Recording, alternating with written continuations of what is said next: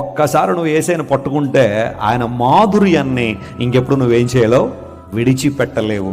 మరి కొంతమంది వెళ్ళిపోతున్నారు కదండి వెస్లీ గారు, కొంతమంది లోకంలో పడిపోతున్నారు కదండి, యేసయ్యను వదిలిపెట్టి ఎక్స్ క్రిస్టియన్ అని పెట్టుకుంటున్నారు కదండి. అంటే వాళ్ళు యేసయ్యను సరిగా రుచి చూడలేదు.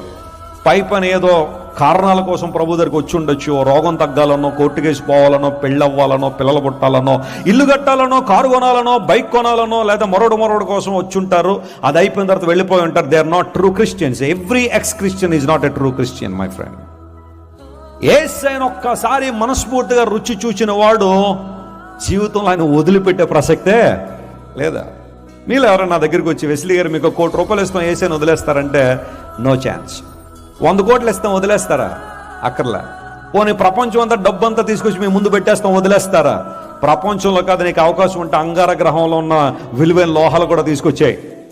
ఈయన బయలుదేరాడు కదా ఇప్పుడు, ఎలాన్ మస్క్ స్పేస్ ఎక్స్ ద్వారా ఇప్పుడు మార్స్కి తీసుకెళ్ళిపోతారు అంటున్నాడు ఆయన. అక్కడ నుండి తీసుకొచ్చే ప్రపంచంలో ఎన్ని సంపదలు, అన్ని సంపదలు పక్కన పెట్టాయి. I don't want them, I need my Jesus. కేవలం నా యేసయ్య ఉంటే చాలు, నా ప్రభు ఉంటే నాకు చాలు. ఆయనతో లోకంలో ఏది మనం సమానం చేయలేం. హల్లెలూయా. ఏది మనం సమానం చేయలేం. యేసయ్యను అంగీకరించడంలో మాధుర్యం అన్నది. I'm the bread of life. జీవాహారమునే.